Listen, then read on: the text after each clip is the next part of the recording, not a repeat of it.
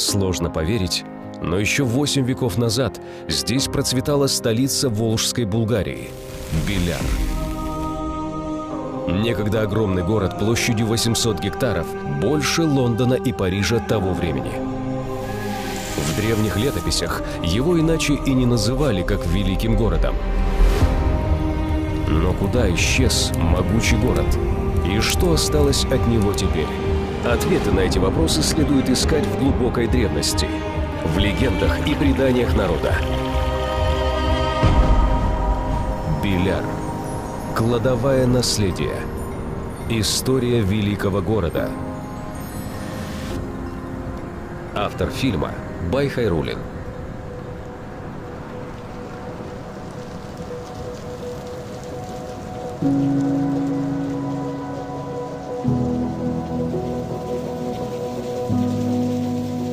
Первое, что приходит на ум, услышав слово «Биляр», это Святой Ключ. Ежегодно к нему прибывают тысячи паломников самого разного вероисповедания. Одни поклоняются верховному божеству древних булгар – Тенгри, другие возносят молитвы Аллаху, третьи прославляют живоносный источник Божией Матери. Это уникальное место силы, объединяющее многие народы, религии и традиции. Язычество, ислам и христианство. Эти три религии дружно сосуществуют на территории Биляра. Также сюда приходят исповедующие тенгрианство. Мусульмане собираются на Курбан-Байрам. Раньше в праздничные дни приносили в жертву до 200 баранов. Православные приходят каждую 9-ю пятницу и в день Святой Троицы. Никто никому не мешает.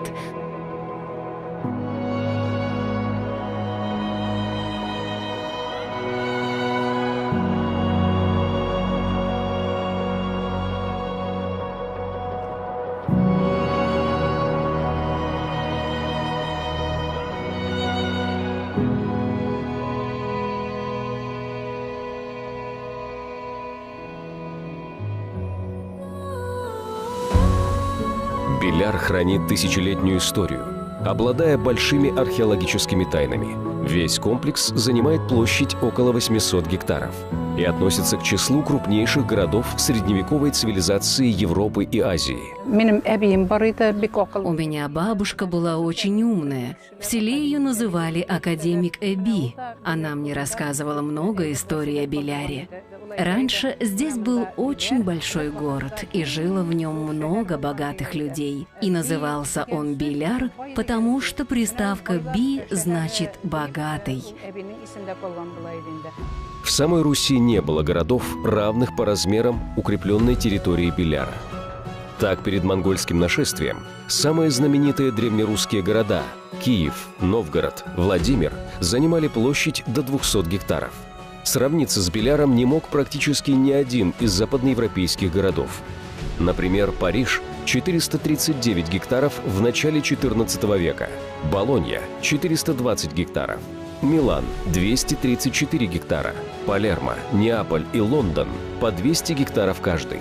Лишь Константинополь – 1600 гектаров, и Багдад вместе с пригородами – 4800 гектаров превосходили Биляр по занимаемой территории и количеству жителей. Поэтому Биляр с большим основанием можно считать одним из городов-гигантов средневековой Евразии. Но куда же исчез великий город? И что от него осталось теперь? Чтобы ответить на эти вопросы, нужно отправиться в его современное местонахождение – поселок Белярск.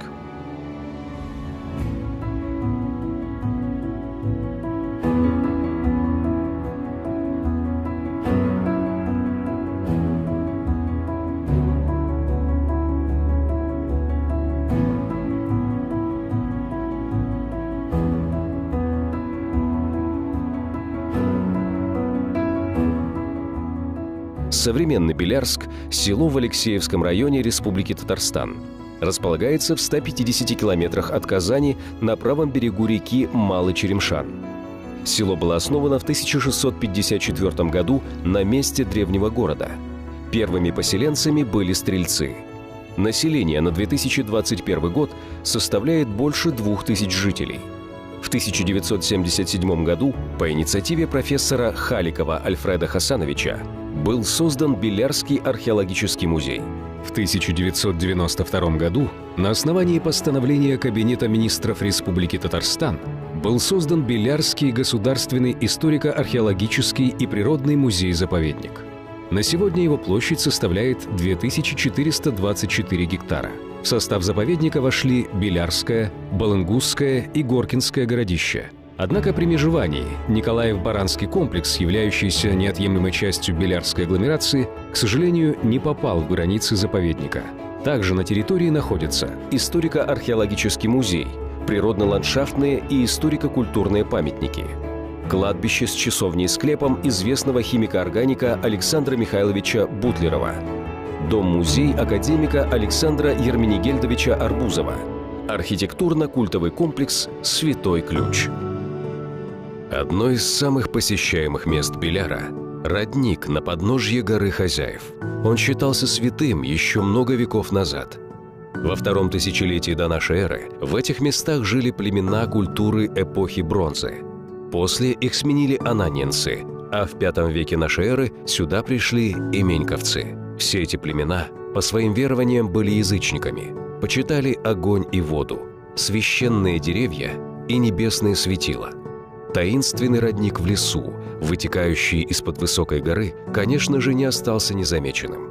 Он стал называться святым благодаря целебным свойствам воды и местоположению в укромном месте. Почему называют живоносный источник? Чем вода так известна, чем она целебна, почему так ее все восхваляют? Когда была реконструкция, были найдены залежи голубой глины. Получается, когда вода проходит через эту голубую глину, она в себя впитывает все макро- и микроэлементы. Получается, вся таблица Менделеева, конечно, полезная, входит в состав этой воды. К нам приезжают посетители, которые приезжали и в прошлом году. То есть, и они говорят, что когда они набирают воду, эта вода стоит целый год, и она не портится. Однажды я решил перед экспедицией совершить эксперимент. Оставил на подоконнике стакан воды из родника, а спустя пару недель проверил ее. Вода сохранила вкус и свежесть. После этого Альфред Хасанович провел лабораторный анализ воды, и в ней было найдено ионизированное серебро. Поэтому вода не портится и полезна. Когда был Советский Союз, религия была под запретом. Тогда запретили местным жителям ходить к роднику.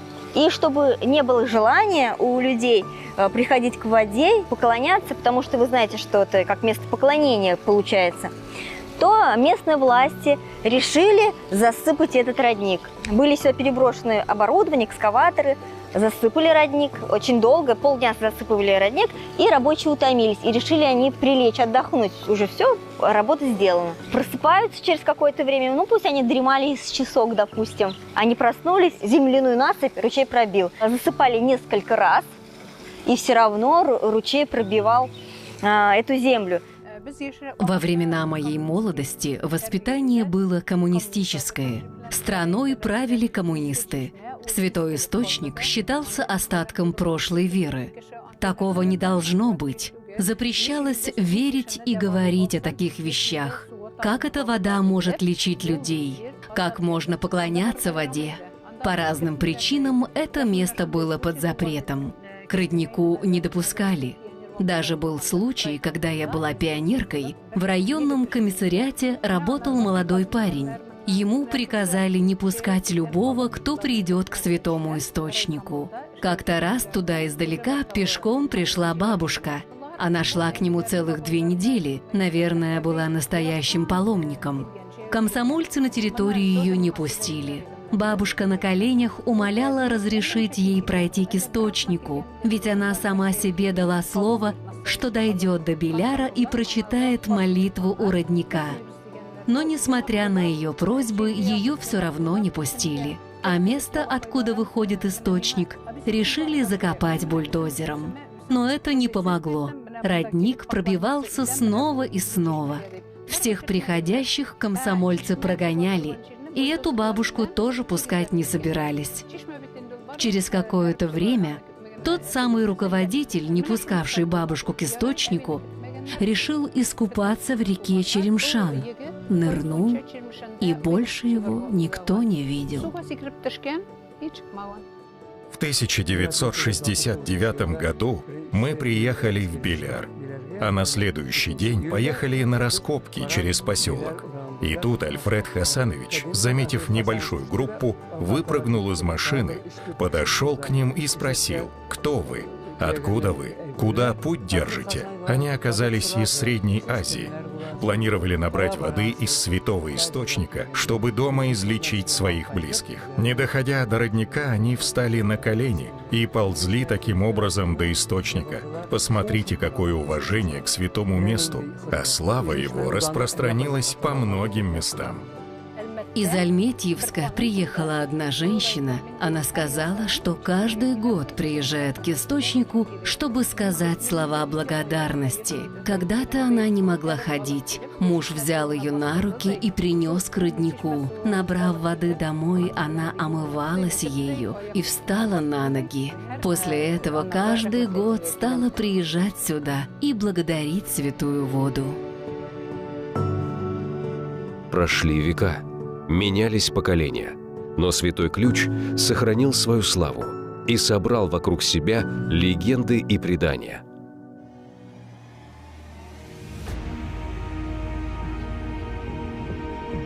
Одна из таких легенд о городе Марджан и сказ о 12 девицах. В давние времена существовал булгарский город Марджан. Вождем был знатный человек по имени Терешмал. У него было 12 дочерей, одна красивее другой. Среди них была и красавица Неркес, которую любил Иштарак-Батыр. Внезапно на страну булгар напали враги. Они дошли до Беляра и окружили город. На защиту пришли богатыри из других булгарских городов. Среди них был и Иштарак-Батыр. Многие защитники джигиты сложили головы. Сражаясь, Батыр с 3 соратниками поднялся на гору Худжалар-Тавы. Они поклялись бороться за родную землю до последней капли крови и, обрушившись на врага, героически погибли в бою. Тогда в войну вступили женщины.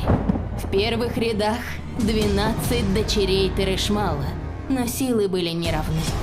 Враги захватили вождя и его 12 дочерей и привели к горе, где вытекал источник. Здесь они днем и ночью носили землю и насыпали высокую гору. На вершине этой горы враги хотели живьем закопать плененных. Но в одно мгновение дочери превратились в 12 звезд и улетели в небо. А Терешмал скрылся с глаз, прыгнув с горы, и превратился в ручей. С тех пор народ почитает этот родник как Святой Ключ и поклоняется ему.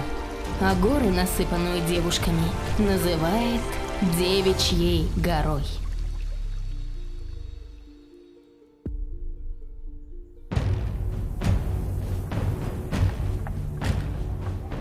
По другой легенде, в былые времена в городе правил мусульманский хан.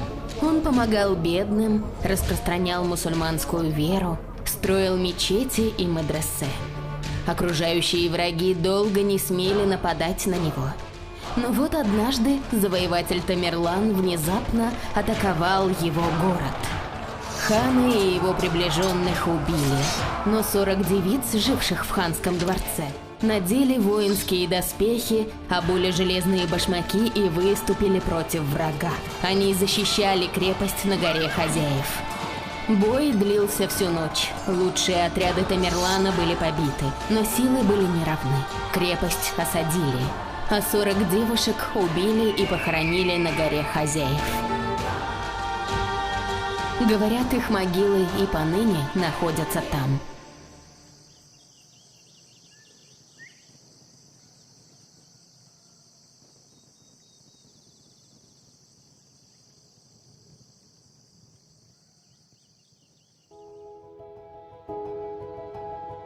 Территория Святого Ключа оборудована кабинками для обливания.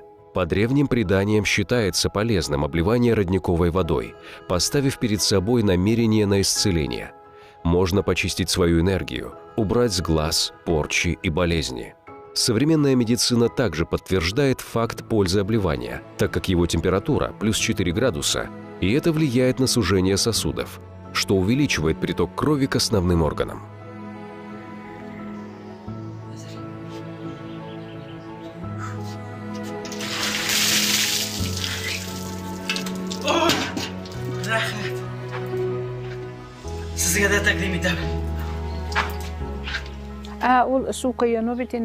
Обмывание водой – один из обычаев ислама, называется гусль. И эта традиция пошла от нее. Раньше бабушки отправляли девушек, чтобы они омылись из родника. Ведь вода святого источника способна вывести из тела всю негативную энергию. А у православных принято омываться 3 раза. Для них это тоже древняя традиция. На вершину горы ведет лестница. Ее длина 444 ступени. Вдоль ступенек есть небольшие площадки с лавочками, где желающие могут передохнуть. Подниматься легче, чем опускаться. По такой крутизне, держась за деревья, мы поднимались сюда. Поднимались не только мы молодые, и бабушки в возрасте, и дедушки. Поэтому опускаться им особенно было трудно. В связи с этим напрашивается вывод, как же так можно? А у нас для того, чтобы спускаться, есть другая тропа, более отлогая. Она чуть-чуть от святого родника выходит дальше. Вот она. Мы и раньше часто поднимались туда, хотя лестницы не было. Подъем был сложным, ведь склон горы очень крутой. Одно дело подняться, а спускаться вообще было настоящим испытанием. Помню один случай, когда после дождя мы садились на корточки и скользили по глине, как на лыжах. Такие истории мы вспоминаем как приятные моменты. Также по пути встречаются деревья, ветки которых обвязаны разноцветными ленточками. Это очень древний обряд. Есть поверье, что если озвучить свое намерение на исцеление и завязать ленточку на ветку, можно отпустить болезнь. По поверью, недуг уйдет через корни дерева в землю. Таким образом, верующий выздоровеет. Но у медали есть еще обратная сторона. Ленты губят ветки деревьев. Чтобы человечество и природа просуществовали долгое время, природу нужно охранять и беречь. Эта традиция сохранилась со времен язычества. На горе после жертвоприношения раздавали мясо, а внутренности вешали на деревьях и загадывали желания. Если к утру на ветках остатки исчезали, значит, молитвы были услышаны. Если же все оставалось висеть, это означало, что Тенгри подарки не понравились. Вот оттуда все и пошло. В древности на деревьях оставляли внутренности, а сейчас их заменили на полотенца, платки. Видите, что творится? Это же деревьям очень плохо расти, ветки пережимаются, паразиты под эти тряпки накапливаются, они вредят этим деревьям. Точно к следующему году может загнуться. Самые вот опасные вот эти капроновые, которые не гниют, не растягиваются, красиво, нарядно. Завязываются же эти веревочки с желанием жизни, каких-то хороших надежд. А природа в этом случае, вот в этом случае она не может защититься против капрона. Раньше, когда я работала в музее, я предлагала сделать из одного дерева древо желаний, чтобы на нем оставляли платки. А весной мы бы его срубали и ставили новое. Думаю, это было бы намного экологичнее и чище. Далее вверх по лестницам нам встречается островок. Здесь, по преданиям, в X веке был похоронен святой по имени Валим Хужа. Это святой проповедник, он жил в X веке, его прах покоится вот в этом месте. Мы здесь загадываем желание. Если она исполняется, приезжаем обратно же на Святой Ключ, приносим жертвоприношение нашему Тура, знак благодарности за исполнение наших желаний.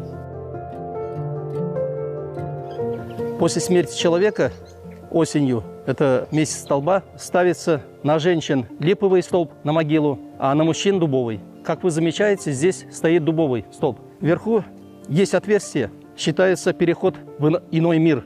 Сюльди тура, тада атте, ане ман тура. Это переводится «верхний бог Тора» и «папа с мамой мои боги». В вере нету посредников. Наши посредники перед Богом – наши родители.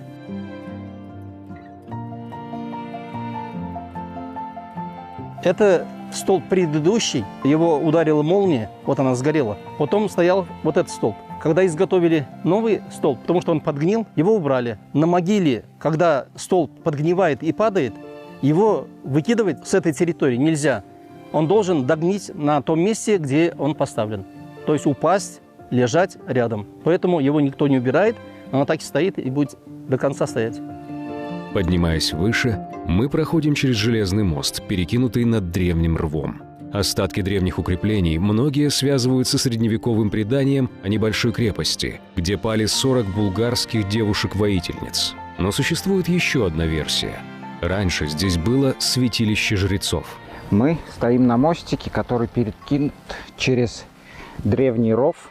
Ров – это как большая канава, которая окружала круглое по форме святилище. Но сейчас листва. В зимних снимках хорошо видно из космоса это святилище, что оно имело действительно круглую форму. Его часто путают с крепостью, которую защищали то ли 12, то ли 40 девушек, защитниц, которые продолжили борьбу после гибели Белярска уже здесь, в районе Святого Ключа. На самом деле крепость была, но она не на этом месте располагается, а чуть дальше в лес. Здесь закладывались шурфы вот в этой части.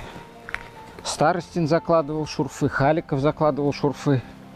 Здесь нет ни ценностей, ни каких-то там предметов. Здесь есть следы именно, что долго огонь разводили. Ну, какие-то жертвенные места. Обряды, либо приношения в жертву на огне.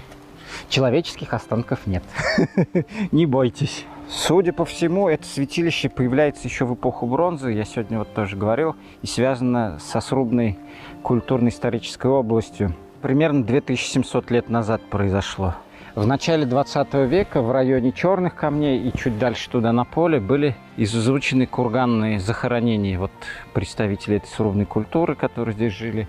И по нашему мнению, это святилище является таковым уже с эпохи бронзы. А вот этот камушек, который здесь установлен и посвящен героической борьбе 40 девушек, может быть, и правильные сведения сообщает о легенде, но расположен он не на том месте, где должен быть расположен. А крепость, которую больше можно увязывать с этими событиями, можно найти на территории этого леса. Она здесь есть, просто она не попадает в туристические маршруты.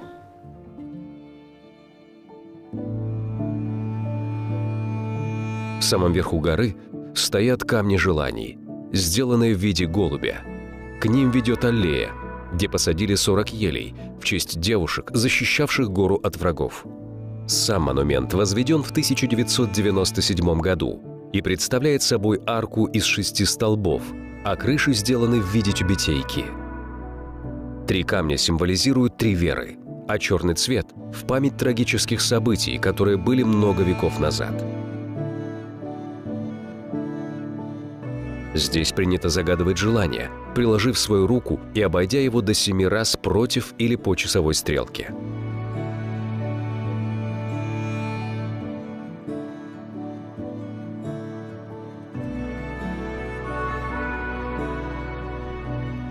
Со временем монумент стал намоленным, потому что люди приходят со своими проблемами, со своими желаниями. Видимо, чувствуют помощь, если их поток не прекращается. Одна из причин – это как бы и символ единения 3 религий – ислама, христианства и язычества во всех его проявлениях. А также кто-то видит здесь и лебедя, кто-то видит пламя окаменевшее. Фактически тот путь, который мы совершили от родника до сюда, это мы от очистительной силы воды поднимаемся в наиболее высшим силам, связанным с небом и солнцем. И во всякой религии есть вот как раз, помимо очистительных сил природы, еще момент преодолеть самого себя. И чем старше ты становишься, тем у тебя больше груз проблем, меньше здоровья, и тем тяжелее тебе пройти этот путь. Секрет исполнения желаний прост. Это место силы, пропитанное молитвами сотен тысяч людей, которые веками ходили на гору хозяев. Сила молитвы велика, точно так же, как и сила веры человека.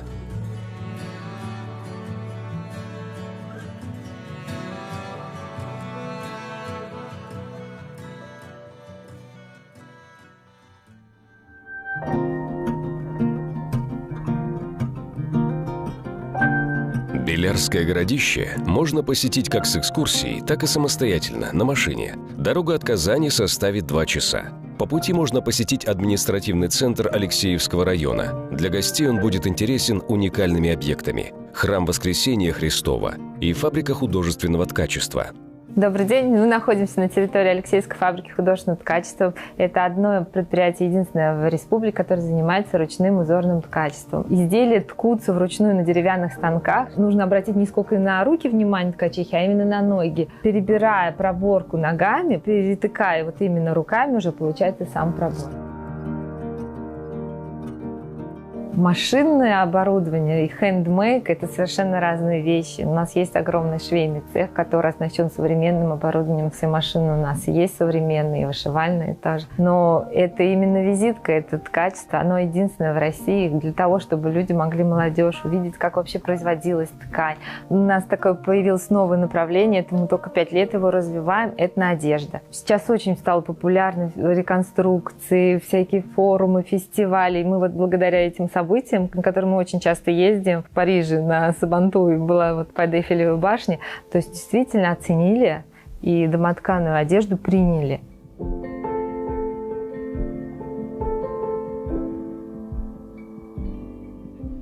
Мы рады приветствовать вас на Алексеевской земле и в нашем любимом храме. В 1996 году был освящен первый камень. В 2002 году начал действовать нижний приход. Через 6 лет, в 2008 году, было освящение верхнего храма, который носит название Воскресения Христова. Вот сейчас мы с вами находимся в нижнем храме, который вот носит название в честь святителя Алексия. Все крещения малышей и взрослых происходят вот именно здесь. Маленьких детей крестят вот в этой купели. Это вот малыши. Купель открывается, до этого наливается там вода, и таинство проходит вот в этой купели. Уже ребята, которые старше 7 лет, или если взрослые, они у нас крестятся вот в этом баптистерии. Заливается полностью вода, взрослый человек принимает таинство крещения полным погружением.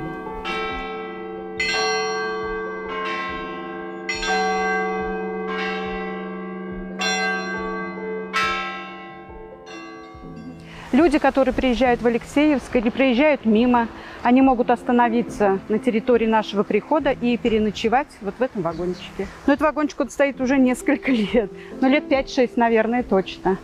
Да, просто вот такие же полностью купе. Кто-то может сразу целый номер, если кто-то хоть один захочет. В начале вагона есть душевая кабина. Но на территории храма у нас, я уже вам показывала, находится благоустроенный туалет с хорошей душевой кабиной, в которой тоже можно помыться и отдохнуть с дороги. На территории Белярского заповедника можно посетить дом-музей знаменитого химика Александра Ерменингельдовича Арбузова, кладбище с часовней и склепом известного химика-органика Александра Михайловича Бутлерова, а также страусиную экоферму с экзотическими животными, расположенную по дороге к Святому Ключу. Экоферма страуса Беляра. Сбылась моя мечта. Давно мечтала. Я много очень птиц держала, и гусей, и уток. И сейчас, конечно, я держу. Стала пролистывать, и вот в интернете увидела страуса. И как бы заинтересовалась этим, стала узнавать. Очень любят вот туристы приезжать, чтобы посмотреть на них.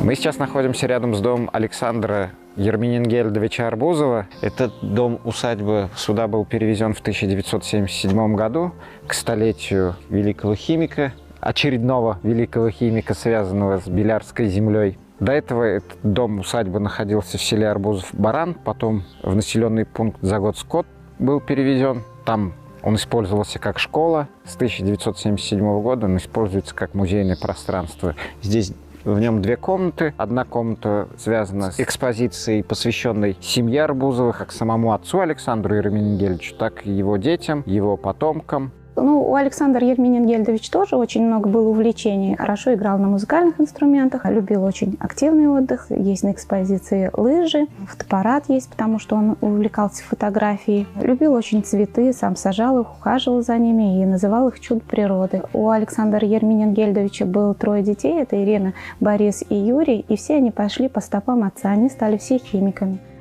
Мы с вами находимся в комнате, где у нас экспозиция посвящена Александру Михайловичу Бутлерову. Бутлеров синтезировал ряд органических соединений, в том числе уротропин, который в медицине применяется до сих пор. Он занимался не только химией, очень часто он приезжал в свое поместье, и у него очень было много увлечений, одно из которых – это пчеловодство. С Бутлерова в нашем регионе начались вот такие вот рамочные ульи. Мы сейчас находимся недалеко от Белярска, на месте бывшей деревни Бутлеровка, на кладбище, которое осталось от этой деревни. Здесь находилось имение великого химика-органика, основателя Казанской химической школы, который проживал здесь и провел последние годы жизни здесь и похоронен также здесь.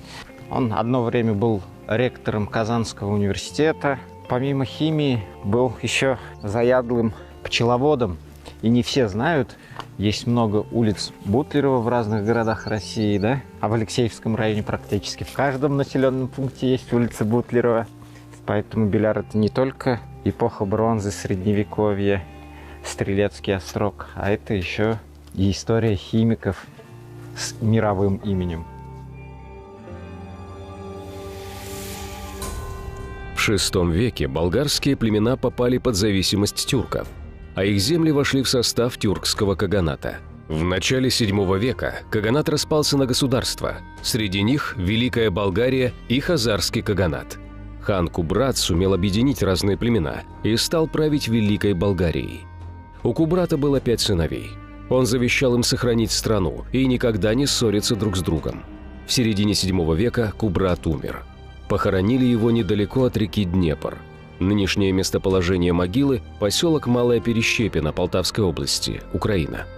Сыновья не выполнили просьбу отца, не стали держаться вместе и тем самым лишили свое государство былого могущества. Бадбаян со своими людьми остался на месте. В одиночку он не смог сдержать напор врагов и оказался в подчинении хазар. Альцек поселился на территории современной Италии. Сын Аспарух со своими людьми ушел на запад, на реку Дунай, и создал на новом месте государство – Дунайскую Болгарию, которая быстро стала процветающей. Сейчас это современная Болгария, и в названии этой страны сохранено древнее имя. Кубер со своим племенем поселился на территории современной Македонии. Катрак пошел на север и остановился в бассейне Волжской Камы, где впоследствии образовалась Волжская Булгария. В начале IX века, во времена правления Алмушхана, в Волжской Булгарии возникла потребность принятия единой государственной религии. Хазарские каганы выбрали иудаизм, Дунайская Болгария и Киевская Русь – православное христианство, а Волжская Булгария приняла ислам.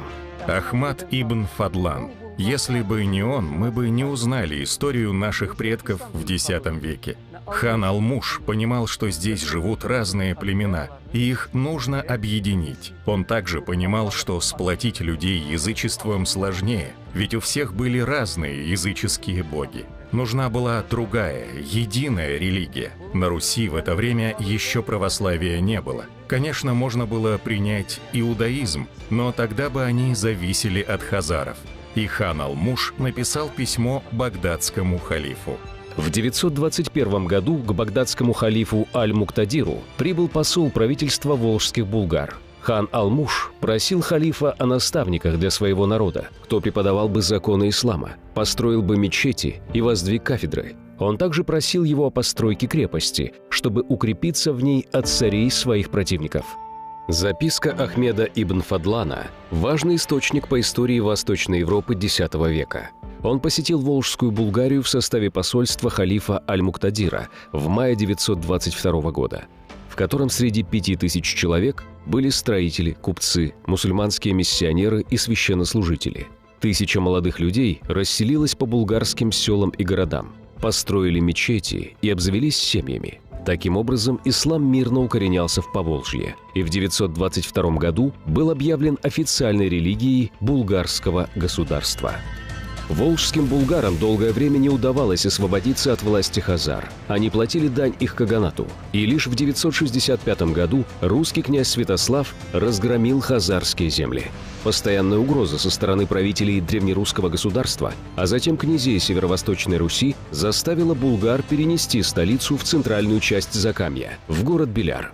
Граничившая с Русью Волжская Булгария вела тесную торговую связь с ней. Если между ними была война, то это обязательно отмечали летописцы, а повседневную жизнь, если торговцы просто уезжали в Булгар, не записывали. Это считалось ненужным. О Беляре сохранилось очень мало письменных документов. В основном это легенды. По ним невозможно воссоздать полноценную историю города. К тому же в документах Беляр под собственным названием ни разу не встречается. Впервые, как великий город на Черемшане, упоминается в Лаврентьевской летописи под 1164 годом, когда русские князья предприняли большой и удачный поход на Булгар. Второй раз Беляр, великий город, упоминается под 1183 годом при описании крупного похода объединенных отрядов русских князей на столицу страны. Всеволод с союзниками осаждал великий город в течение 10 дней, но, видя невозможность взять его штурмом, заключил мир на условиях, предложенных булгарским ханом. Названий великого города накопилось множество. Например, Беляр, Искекермен, Булар, Балар, Бюляр, Бюлер и Белар. Очевидно, большинство из них отличаются из-за отсутствия в других языках соответствующих звуков и букв, так как на территории Волжской Булгарии проживали разные народы, и каждый из них называл город с учетом своего языка и диалекта. Существует еще версия, что название города Беляр происходит от слова «белемле-кише» – образованный человек, так как в городе было множество мечетей, медресе и библиотек. Среди булгар было много образованных людей и ученых. Само слово «беляр» произошло от двух слов. Первое «би» значит «богатый», а второе «белер» – «знающий». Здесь жили и трудились ученые, поэты, целители. Например, автор поэмы Кыссай Юсуф, великий булгарский поэт Кулгали, известные и почитаемые в арабско-тюркском мире лекари, историки и судьи, а также мастера-строители каменных зданий. Они создавали оборонительные сооружения – бани, дворцовые палаты, мечети, усыпальницы. Булгарские строители прославились на многие страны. В городе Булгар они создали свое хозяйство и занимались добычей и обработкой камня. В городе Учель они построили прекрасный дворец, который был украшен каменными барсами. Андрей Боголюбский, увидев творение рук булгарских мастеров, нанял их для строительства храмов на Руси. Ими были возведены храмы в городах Суздаль и Владимир. Булгары писали не только на костях, глиняных сосудах, бересте или вощеных досках, но и на бумаге, привозимой из Самарканда. До принятия ислама в булгарском государстве была руническая письменность. Вместе с исламом проникает арабская грамота, и она была в применении татарского народа вплоть до 1927 года. Существует несколько вариантов обозначения этнонима «булгар». Первый – бунтарь или мятежник. Скрещение глагола «болгау» – «замахнуться» и слова «ар», которое имеет значение «мужчина» или «человек». Вторая связана с понятием «город». В древнетюркском языке это слово звучало как «балк» – «город». Балкар – городской человек. В булгарских городах существовали разные типы жилищ. В большинстве это были деревянные строения. Арабские путешественники, описывая быт булгар, отмечали, что зимнее время они проводили в городах, а весной и летом ставили за городом юрты. Мне посчастливилось найти одну из таких юрт диаметром 4-5 метров, но она была не переносная, а стационарная. Юрта была закреплена вбитыми в землю кольями и покрыта со всех сторон войлоком. По старинным преданиям, Беляр украшали ворота из чистого золота. Достоверность этой информации уже сложно доказать, но многие белярские реликвии удалось сохранить. Часть из них можно посмотреть в Белярском музее-заповеднике, коллекция которого насчитывает более 75 тысяч единиц хранения. На территории современного Беляра жителями были найдены драгоценные находки. Например, в 1853 году в окрестностях села обнаружен клад из 31 монеты, относящихся ко второй половине VIII века. В 1879 году обнаружен слиток серебра в виде желобка и кусочек листового золота от украшения, находки, которые ныне утеряны. В 1928 году на улице Пушкина найден кувшин с браслетами, кольцами и серьгами. Клад также был потерян. В начале 20 века между Белярском и Шамой была найдена височная золотая подвеска с уточкой, которая приобретена Белярской археологической экспедицией. В книгах поступления, где даются сведения, откуда произошла коллекция, если мы видим упоминание Беляра, параллельно иногда выскакивает информация: куплена на торгу в Казани. Да? Место происхождения Беляр куплено на торгу в Казани, в гостином ряду, или куплено на торгу в Старом Альметьево. Иногда упоминаются фамилии даже перекупщиков. Могли и в Беляре купить, или и рядом с Беляром у кого-то купить. Могли купить в Болгаре. Несмотря на масштабные раскопки, проведенные экспедициями, обширная территория города до сих пор еще остается совершенно неисследованной. Раскопкам подверглось 0,3% от общей территории городища. Начало изучению археологических объектов было положено в 1769 году Николаем Петровичем Рычковым.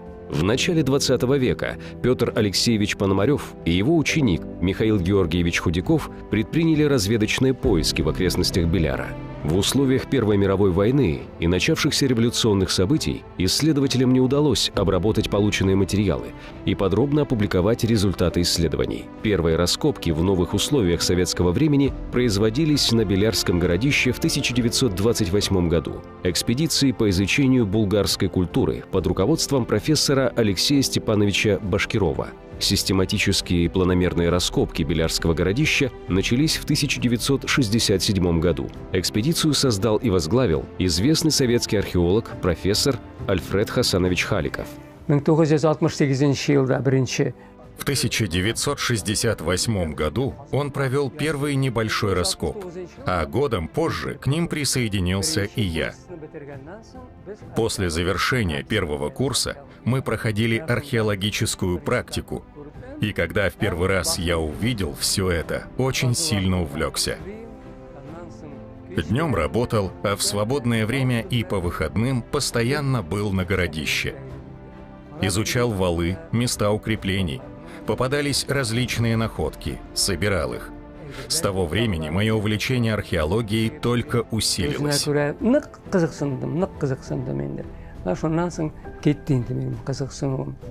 В центре внимания оказались вопросы внутренней структуры города, первоначальной его планировки и историко-социальной топографии. Предстояло на новых, научно-документированных материалах разработать проблему происхождения и основных этапов исторического развития города, определить время его возникновения и окончательной гибели. Беляр состоял из внутреннего и внешнего города. В центре находилась резиденция правителя, которого называли Эльтабаром или ханом. Надо сказать, что ханский дворец или сарай Эльтабара пока не найден, но примерное местоположение известно. Я его даже начинал копать в начале 90-х, но пришлось остановить раскопки, потому что прекратилось финансирование, и параллельно начались раскопки в Казани. У нас есть предположение, где он может находиться, и если появится возможность, мы обязательно его найдем. Проводится аэрофотосъемка с БПЛА, с коптера. У нас получается, что, скорее всего, по рельефу вот в той части выделяется какой-то участок под квадратной формы, строится модель местности, и очень похоже, что вот какой-то огороженный участок был. Туристам было что показать. Почему Болгар интересен, Свияжск интересен? Потому что там есть какие-то объекты, которые хорошо читаются, и понятно даже не специалисту, что это был какой-то исторический объект, какое-то здание, да? При помощи аэрофотосъемки в центре зафиксированы следы около 30 древних кирпичных зданий. Намечены улицы, кварталы, площади, водоемы. Главенствующее положение среди них занимают остатки соборной мечети. Она состояла из двух частей – деревянной и белокаменной, с большим, отдельно стоящим минаретом на северо-восточной стороне. Как было установлено в ходе раскопок, предположительно в 922 году была построена деревянная мечеть, а позднее, в конце X столетия, к ней было пристроено каменное здание. Общая площадь строения составляла 2500 квадратных метров, что позволяет рассматривать Белярскую мечеть как одно из крупнейших средневековых зданий в Восточной Европе. Если сейчас в современных мечетях минарет является частью единой конструкции, да, по центру располагается, либо в угловых местах, были моменты, когда минарет стоит отдельно от здания мечети. И то, что на соборную мечеть использовался камень, несмотря на дороговизну его доставки, это говорит, о значении этого храма для города. Ул мәчет бит 18 гасырда әле ана Болгар мәчете кебек торган, язмалар сакланып калган, Рычков менә килә сәяхәтче, тарихчы әйтергә кирәк. Бөтенсен шундый зур манара, шундый ташлардан салынган, шундый кирпечләрдән салынган дип. Кая ул хәзер? Что это за смешные столбики? Они у туристов всегда вызывают вопросы. Эти столбики стоят на месте столбовых ямок, которые были расчищены в процессе археологических исследований. Ряды столбов, которые стояли в основании самой древней деревянной части мечети.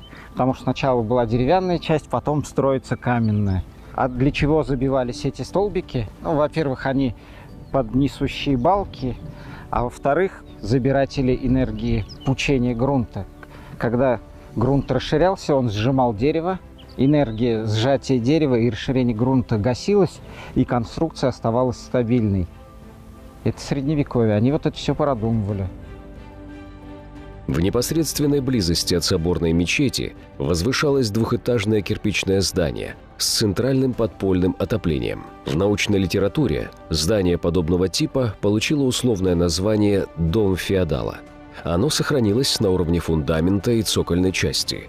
В основании фундамента выявлена антисейсмическая подушка в целях предотвращения разрушительных последствий землетрясений. По мнению специалистов, этот строительный прием является ярким доказательством работ среднеазиатских мастеров, прибывших в 922 году вместе с посольством халифа. Мы сейчас находимся во внутреннем городе Белярского городища. Это самый центр древнего Беляра. Это вот как раз комплекс соборной мечети у нас. И грунтовая дорога, которая ведет к ближним валам и дальше на караван-сарай. Если там, где растет трава, мы как бы с трудом можем увидеть свидетельство древности, то вот на грунтовой дороге на наших глазах из земли вылезают свидетельства истории. Древняя разбитая посуда, кости животных, железные шлаки. Вот венчик от миски. Такое небольшое блюдечко было. Вот зубчатый орнамент штампом нанесенный.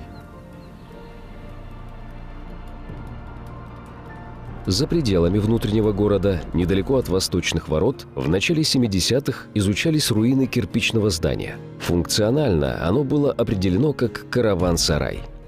Откуда появилось это название? Оно довольно-таки позднее, оно связано с деятельностью Белярской экспедиции под руководством Альфреда Хасановича Халикова. И Альфред Хасанович считал, что вот это здание, которое находится в системе укреплений между внешним и внутренним городом, являлось караван-сараем, куда прибывали зарубежные торговцы и проходили своеобразный карантин, передержку. По бокам это у нас остатки вала. И как раз то, что оно под насыпью находилось, позволяло сохранять дольше тепло в здании. В Беляре основная застройка была деревянной и кирпичной, потому что выхода природного камня поблизости нет.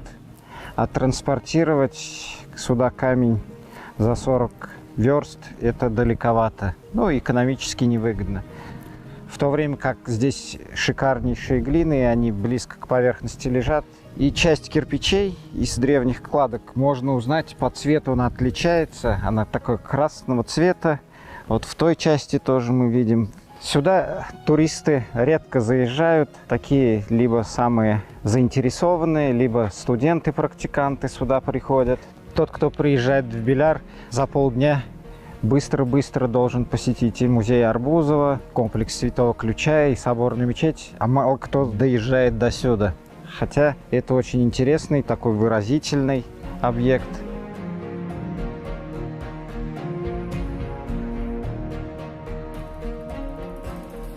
Сейчас под укрывным материалом специальным сохранились оригинальные родные кладки XI-XII веков. Это здание погибло в 1236 году, когда погиб и сам город. Потому что под завалами стен у нас были найдены расчлененные остатки человеческих тел, отдельные фрагменты тел, отдельно головы, руки. Этот холм – это, возможно, район цитадели. Копать бездумно лишний раз боязно, поэтому долгосрочную программу исследований предусматривать. Чтобы помимо того, что мы получим интересную картинку, интересные находки, мы должны еще возможность показать в натуре объекты, которые возводились людьми того времени. Когда происходили раскопки, весь материал перебирался, проходил статистическую обработку. Здесь у нас фрагменты кирпичей, фрагменты обмазки, камней из вот этого здания. Если бы это здание разрушалось постепенно, и его детали не увозились местными жителями на строительный материал, из объема бы вот этих мелких камней мы могли бы предположить кубатуру стен. Вот отпечатки древней травы. Квадратная рамка, туда глину забивали, верхнюю часть разглаживали. Вот следы, да, от пальцев. А эта часть на траве была, отпечаталась. Кирпичных дел мастер. Лепил кирпичи на траве, не скосил траву. Внешняя часть цоколя стены квадратной формы. Он. Эта часть стены, она ремонтировалась где-то в XII веке, во второй половине XII века. И поэтому здесь не такие аккуратные. Это вот система тоже подпольного отопления. Это столбики, на которые садился пол. А по этим каналам, они были забиты сажей и золой, проходил горячий воздух. Пока мы не рискуем дальше изучать здание целиком, потому что еще не принято решение, какова его будет судьба. Не хотелось бы его разобрать, чтобы потом оно под воздействием природных факторов развалилось.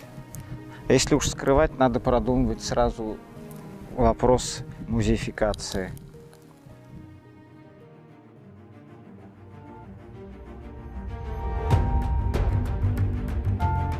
Система укреплений Беляра была чрезвычайно продуманной, которая была обновлена накануне монгольского нашествия. Цитадель квадратной формы была окружена внушительной деревянной стеной, шириной и высотой до 10 метров, выступающими через 60-70 метров башнями. Поверху валов шли конструкции из деревянных срубов и чистоколов. Внешний город был окружен 3 линиями валов и рвов.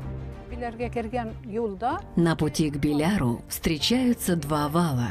Раньше ездили на конях с повозкой, и когда они преодолевали эти высоты, конная повозка поднималась наверх, а конь уходил резко вниз. Это было очень высоко и страшно.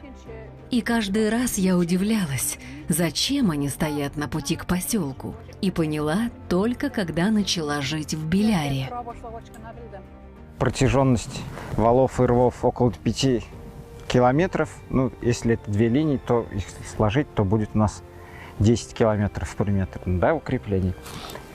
Если мы посмотрим в эту сторону, это площадка внутреннего города. Там трехчастная система, 3 вала, 4 рва.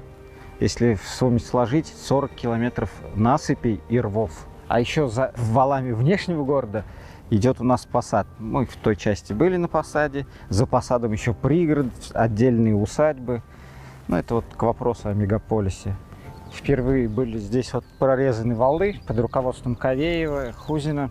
И в 2009 году мы подчистили еще раз их раскоп, чтобы понять, как формировалось тело вала укреплений. 11 лет прошло после наших уже работ. Частично осыпалось, частично мы сами засыпали грунтом.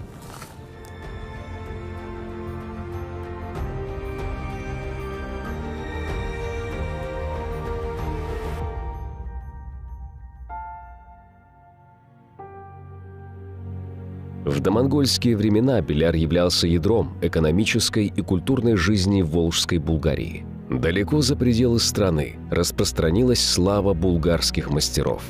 Здесь можно было купить практически все – европейское оружие, индийский горный хрусталь, прибалтийский янтарь, восточные благовония и пряности, византийские шелковые ткани, ковры и многое другое.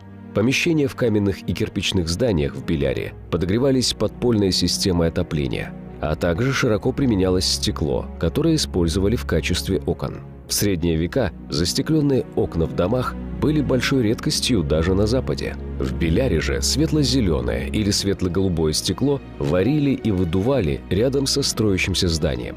Через Беляр проходили шелковый путь из Китая в Европу и пушной путь с севера на запад и восток. В Беляре сходились торговые пути из Средней Азии и Персии, Индии и Китая, Руси и Прибалтики, Кавказа и Византии, скандинавских стран, а также с севера. Булгары были сильны в военном искусстве. Они являются народом, которому удалось разбить войска Чингисхана. В 1221 году Монгольская империя разгромила могущественный Хорезм. Волжская Булгария, являясь частью исламского мира, хорошо осознавала нависшую над ними угрозу. Эмир Габдулла Чильбир предпринял энергичные меры по повышению обороноспособности страны. Во времена его правления Волжская Булгария укрепилась экономически. Была создана боеспособная армия. Были проведены работы по укреплению оборонительных сооружений городов. При нем столица была перенесена из Булгара в город Беляр. В те времена основной столицы не было. Центр страны был там, где сидел хан, князь, король. Я на это обратил внимание по примеру правившего в Париже короля Карла I. Он свои последние дни правил в городе Аахен, который тоже был столицей. И я тогда подумал, может, в Волжской Булгарии было так же. Потом мне попалась статья русского автора, где отмечалось, что столицей являлся не только Киев, а еще Новгород, Владимир, Суздаль и Ростов. Исходя из этого, я предполагаю, что Алмуш и взошедшие на ханский престол после него летом встречали корабли и торговые караваны в Измире и в Болгаре.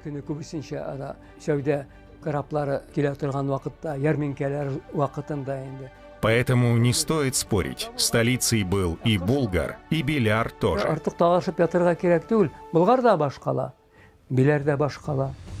Подготовка к нападению Монгольской империи также шла и во внешней политике.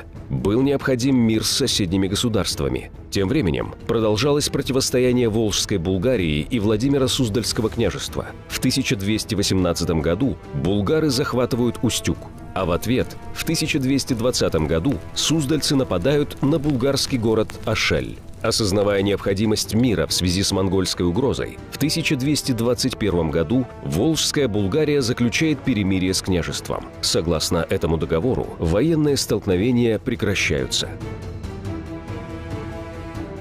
В 1223 году армия монголов, покорив всю Среднюю Азию, прошла через Кавказский хребет и вышла в Половецкие степи. Здесь произошла битва на реке Калка, в результате которой объединенные русско-половецкие войска были разбиты. Затем они пошли на восток, на Волжскую Булгарию. Защитники хорошо подготовились к встрече. Они построили специальные фортификационные сооружения, куда заманили врага и дали бой. Захватчикам пришлось отступить. 13 лет после этого монголы штурмовали Волжскую Булгарию. Известны большие походы на страну. Но всякий раз защитникам удавалось отбиться. Но осенью 1236 года Волжская Булгария подверглась нападению и страшному разорению со стороны завоевателей. Дошли сообщения о жестоком обращении с жителями и о полном разрушении их городов. Говорят, что они ворвались в город со стороны, которая была плохо укреплена, с болотистой местностью вокруг, и они полностью сожгли город за несколько дней. Мы нашли несколько стрел. Среди них были и монгольские, так называемые срезень. Наконечники стрел были из черешков, чтобы раненый потерял как можно больше крови. Везде обожженные остатки. Среди них виднеются кости погибших людей и животных. Так вспоминают эти события. Защитный доспех тяжело вооруженного монгольского воина состоял из ламеллярного доспеха, металлического шлема, был доступен не всем воинам монгольским. При штурме городов использовали тактику хашар, когда сгоняли местное население в качестве живого щита. Потом, как правило, второй волной шли войска из покоренных народов, и лишь в крайних случаях использовалась уже гвардия. «Избиша оружием от старца и до уного и до сущего младенца, и взяша товара множество, а город их пожегша огнем, и всю землю их плениша», писал древнерусский летописец про действия монгол в отношении Беляра и его населения. Город был полностью уничтожен осенью 1236 года. Следы большого пожара зафиксированы практически во всех районах города, где производились археологические раскопки. Ожесточенные схватки между булгарами и монголами произошли еще на подступах к городу. Наиболее упорные бои шли во внутреннем городе. Показательно, что в некоторых раскопах пожарный слой достигает до 80 сантиметров. Население города, судя по археологическим данным, оказывало завоевателям ожесточенное сопротивление. Дорого обошлась Волжской Булгарии эта историческая миссия. Многие города были разрушены. Впоследствии Батый-хан сделал ставку в городе Булгар, которая стала первой столицей Золотой Орды. И вот наступает 1396 год. Тамерлан предпринимает карательный поход на город Булгар и разрушает его до основания. Правителя Абдулла-патша убивают. Но удается спасти его сыновей. Их увозят на север и прячут в городе-крепости под названием Казань. Город Булгар больше не восстанавливается. Казань становится новой столицей. Символ величия Волжской Булгарии и источник ее экономической мощи, Ага-базар, переносится вверх по Волге на Гостиный остров. Параллельно Казань станут называть Булгар-аль-Джадид, что в переводе означает «новый Булгар». И он полностью принимает эстафету столицы Волжской Булгарии. Алексей Петрович Смирнов считал, что город Беляр после монгольского нашествия 1236 года довольно быстро возродился, хотя и не достиг своего прежнего величия, и до конца существования Казанского ханства сохранил значение одного из феодальных центров. Появляются вопросы: а где крупные артефакты? Куда исчезли каменные сооружения? Ведь не осталось даже развалин. Ответ очень простой. Весь материал, останки старого города, пошли на строительство нового города Балынгус. Тогда же были разобраны и вывезены все артефакты с территории старого Беляра. Оставшиеся в живых жители переплыли реку Черемшан, раньше она была очень широкой, и у подножья горы Валим-Худжа, которая сейчас называется Балынгус, основали новый город. После разрушения Беляра рядом начал строиться новый большой город золотоордынского периода. И в нем начинают чеканить монету с надписью «Беляр». Часть населения, возможно, вернулась сюда, но жизнь на пепелище не возрождалась, потому что это огромная могила. Булгары предприняли попытку восстания, когда основное монгольское войско ушло на северо-восточную Русь и вообще начало совершать свои рейды по Руси. Эта территория относительно свободной оказалась. Те остатки жителей не только Беляра, а вообще Волжской Булгарии начали объединяться, сделали попытку построить недалеко от Беляра на горе Балынгус. Имеются остатки валов, но эти валы невысокие и не всегда замкнуты, то есть работало несколько групп, как или бригад, насыпавших валы, но целиком они достроить укрепление не сумели. Тоже есть упоминание, что в 1240 году был совершен специальный рейд, чтобы добить булгар, которые решили возродить свою независимость.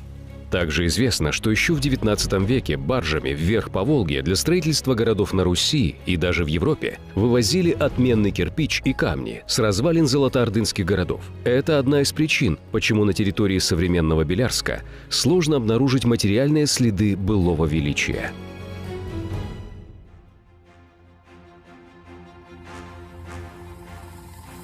Обилие бесценных для истории народа археологических памятников в окрестностях Беляра вызывает гордость, но одновременно накладывает огромную ответственность за их сохранность. Полное исследование всех памятников археологии путем раскопок просто невозможно.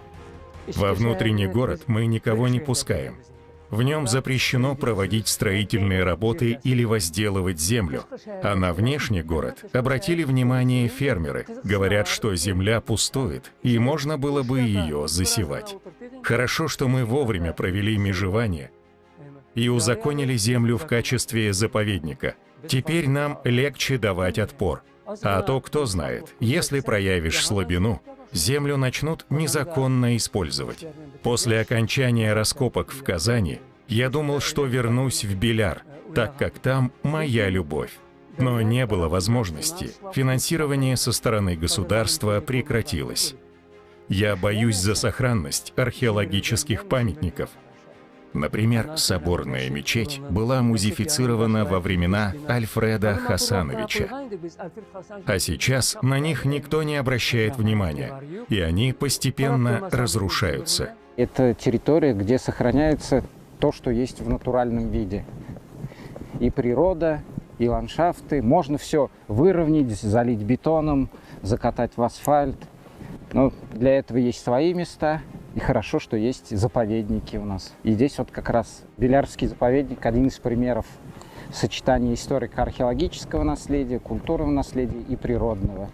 Территория древнего Беляра составляет 800 гектаров, а мы исследовали всего лишь 1. Какие находки и открытия нас еще ожидают? Не исследовав Беляр, невозможно понять историю Булгара и других городов. Если вовремя не проводить раскопки, постепенно все исчезнет, ведь процесс разрушения не прекращается ни на секунду. Наш народ имеет глубокую историю. Нам есть чем гордиться. Если современными темпами копать Белярское городище и связанное с ними поселение, вскрывая за год 1000 квадратных метров, то для полного археологического изучения памятников потребуется около 10 тысяч лет. Отсюда вывод. Первоочередной задачей должны стать не раскопки, а обеспечение сохранности и рационального использования этого бесценного историко-культурного и кладового наследия.